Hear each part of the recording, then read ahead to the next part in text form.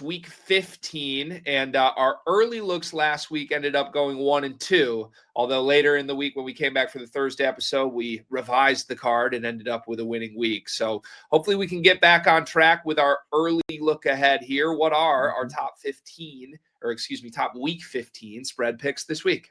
The early edge. So going right back to a team that has cashed for us 2 weeks in a row, and it's the Bengals versus the Ravens. I'll just pull up all three of these here as we go through them.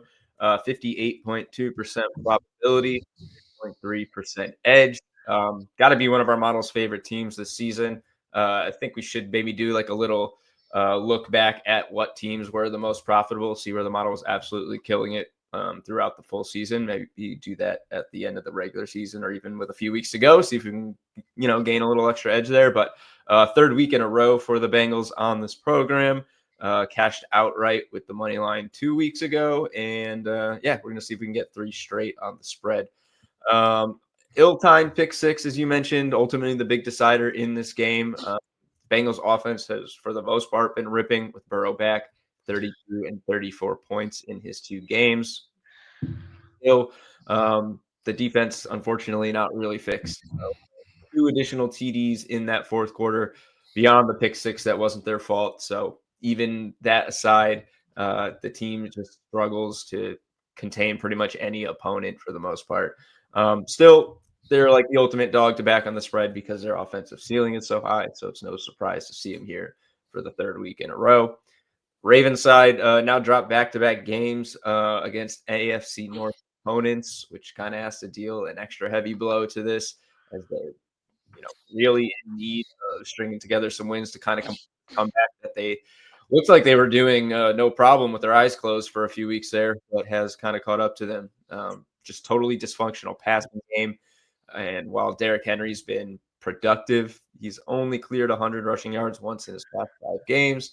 100 scrimmage yards one other time. We had a big, I think, one catch 4 yards a couple weeks ago. I think that might have been in the Bengals game, actually.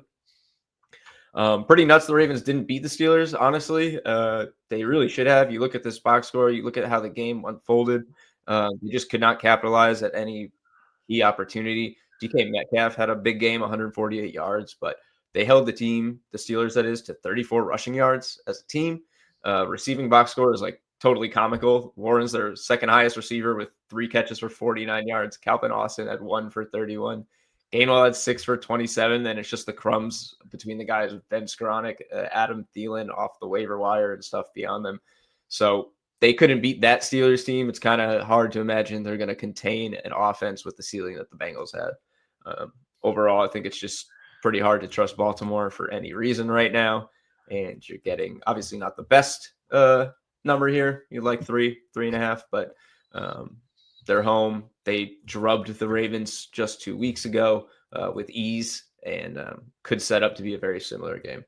Yeah, you know me. If it's 2.5 and it's on the plus side, I'll probably just bet the money line. That's where my early lean on this is. I'm not going to officially put anything in until closer, just in case there's any last minute, injury updates either way here. But I think the Ravens have been a little bit overpriced all season long, certainly early when they were riddled with injury and losing left and right. And yes, they've righted the ship, but they're still, on the verge of really a terrible season by their standards right now. This is almost a must win for Baltimore, but at the same time, Bengals at home, they've been feisty. They've been pretty good when the model shows value in them. As last week showed, they were all over the Bills in that game. Joe Burrow's back healthy. So I have no surprise that Cincinnati is the side showing value here as a home underdog. It's probably going to make its way to my card in some form. If it gets to 3, it'll definitely be the spread play. If it's staying at 2.5, I'm probably just betting Cincinnati outright. Next up, we see the Broncos in a similar spot here, plus 2.5. I believe they're at home as well against the Packers here. Is that correct? Yeah. Yep. 2 home teams here. Same spread, very similar value. 58.2% probability, 5.9% edge. Nice, gritty defensive clash in the cold, probably on tap here for week 15. Also got a 52% probability from our model of the under 43.5. So, probably lines up pretty well for a little underdog underplay here. Denver has held 4 of their last 5 opponents to fewer than 20 points. Most of them are not quite the Packers level. They played the Chiefs in there. Bengals, maybe. I'm forgetting. I should have put that in my notes. But, Packers are probably the best team of those that they'll play. But they still boast one of the best defensive units out there in the NFL, no question. The Broncos are definitely in upset territory here. Our projected final score, 22-21. So a very narrow win margin in the average of our 10,000 plus simulations in these sims. So no money line value, though. You got to get fair odds of plus 130 or better. I did not see that this morning. So there's not currently a money line edge, but it is certainly a very close game. So they're in upset territory for sure. Trying to stay unbiased here. As I mentioned, I want that Bears division stock to stay alive, but I do definitely like the Broncos in this spot against the Packers. Offense is not super impressive, but they haven't lost since week 3, so they're doing something right. And unlike the Patriots, I'd say they've beaten some of the more competitive teams in the league in that stretch. Packers-wise, I can see all the arguments for them covering, a full field goal as well. Just feel like we've seen them be more exploited this season. And, in terms of form, it's really hard to fade a team that's running as hot as the Broncos here. We don't need them to win either. Just cover the spread.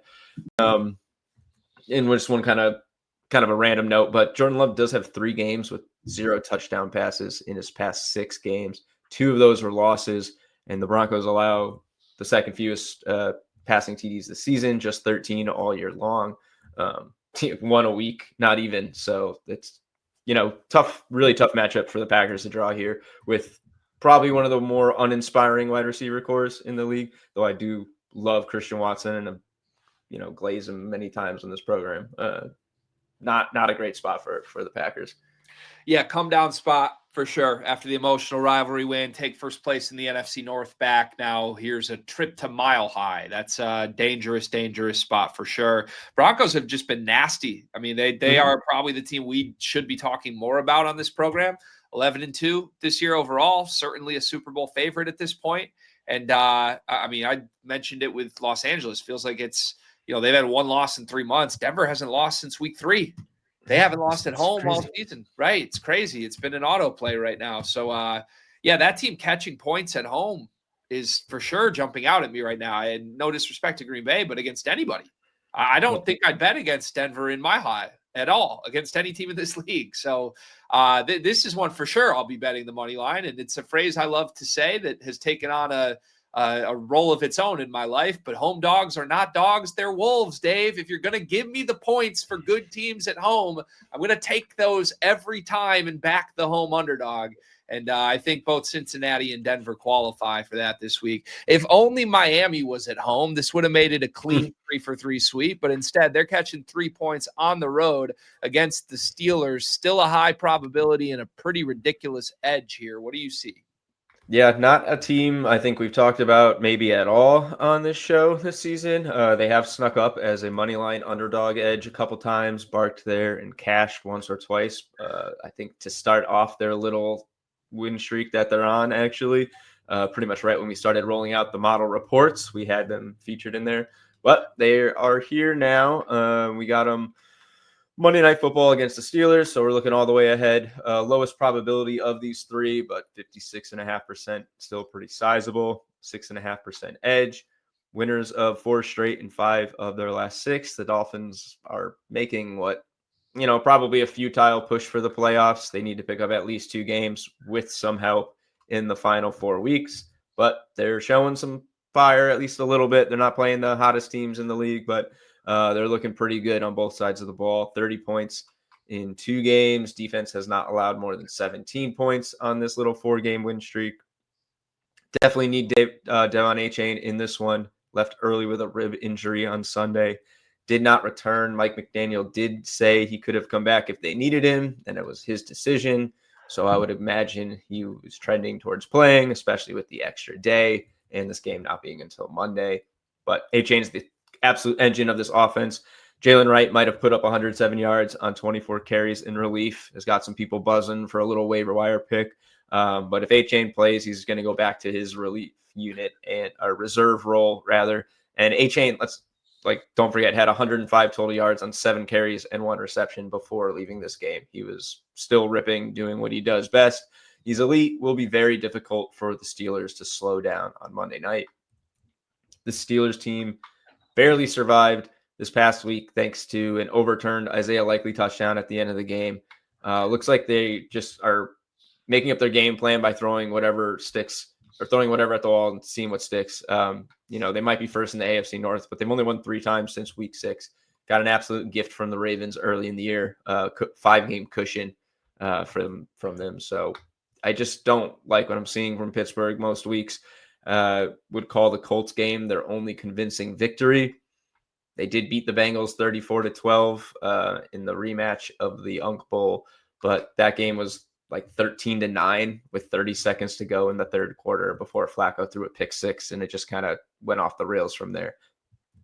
I will just say, all that said, faith in the non-existent faith in the Steelers aside, the Dolphins are winning these games in really strange fashion. I did use this point against Jordan Love earlier, so I have to acknowledge it here. Tua has 0 TD passes in 4 of his last 7 games, yet they've still managed to win 5 of those. The game plan is basically just give the ball to Devin A-Chain. If he scores, that's a drive. If he doesn't and they're close enough, it's a Riley Patterson field goal. I meant to check how many he has, but going through their scoring drives and analyzing how they're moving the ball, it is just Riley Patterson, Devin A-Chain, and basically back and forth between those two.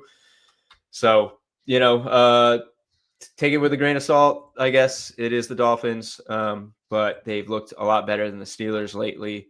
You're basically just sticking with the better-looking team against the team in disarray here. And I'll say it's an early value play. Probably not going to see a ton of line movement unless A-Chain or Metcalf sits. No indication either will right now. And you got until Monday with this one. So you can probably wait and see how the model feels about it. But it's a pretty solid probability.